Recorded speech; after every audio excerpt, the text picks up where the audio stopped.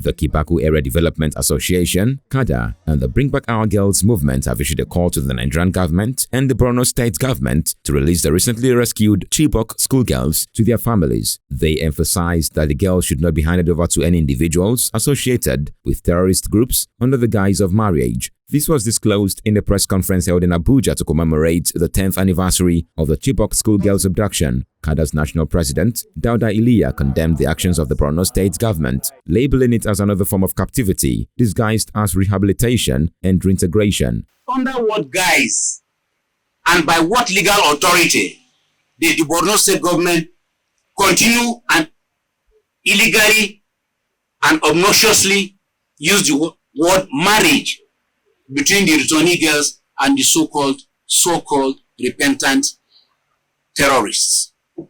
Number two, how are the girls' voices and or that of their parents or guardians being incorporated into the decision-making processes about their rehabilitation and reintegration into society? We want to know.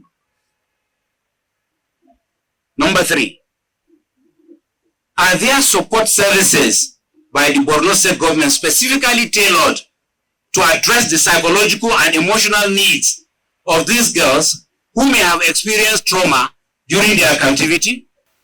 Number four, what measures have the Borno State Government put in place to ensure the safety and security of the girls both in Maiduguri and upon their eventual return to Chibok? The chairperson, Bring Back Our Girls strategy team, said the refusal of the government to rescue the girls has birthed several other abductions, thereby making the abduction industry thrive in their business. On her part, a former Minister of Education, Obiageli Ezekwesili, who said several administrations passed without the complete recovery of the kidnapped girls, called for action from the Bola Tinubu-led administration. The child of a senator, the child of a member of the House, the child of the governor, the child of the president, the child of the vice president is not in any way superior to any of our Chibok girls.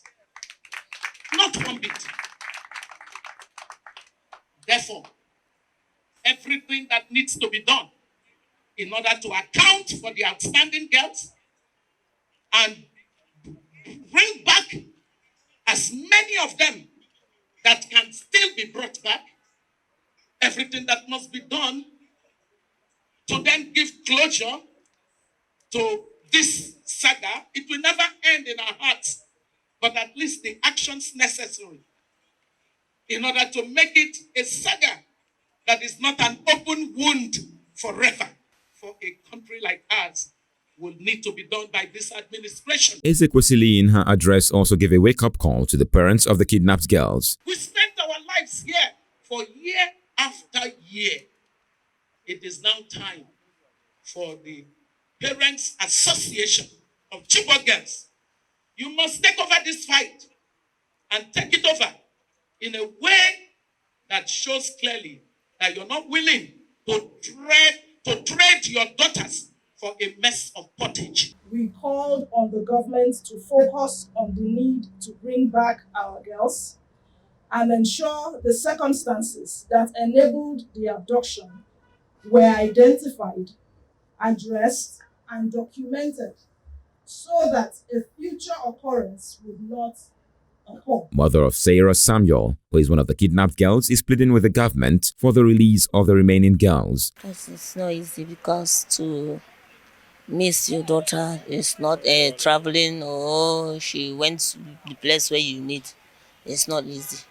So we are begging them to try again, to try to rescue the remaining children because it's not easy to us. While expressing disappointment over the reported decision of the government to arrange marriages for the freed kidnapped victims without their parents' consent, the Parent Association threatened legal action against the Borno State Government and its officials if they failed to comply with the demand to return the girls to their families. Urgent release of the rescued girls in custody of the Borno State Government to their families and not to anybody, no the terrorists, the so-called repentant terrorists that were in the first place their abductors. The girls' consent and that of their parents or guardians were not sought before they were abducted. It's unimaginable. As such, what is the basis to seek their consent before they are allowed to be returned to their parents. Number 2, we demand a formal rebuttal and apology to all the families and the community at large for the illegal cohabitation encouraged by the Borno State Government by calling the tourists their husbands, and the failure to do so may result in legal action against the Borno State Government and all its officials who have used this insulting and demeaning terminology to describe a very ugly and painful situation. 10 years, too long, too painful to bear. Since the kidnap of the girls on April 14, 2014, at least 900 girls still remain in captivity, while dozens of other schoolgirls have been freed over the years.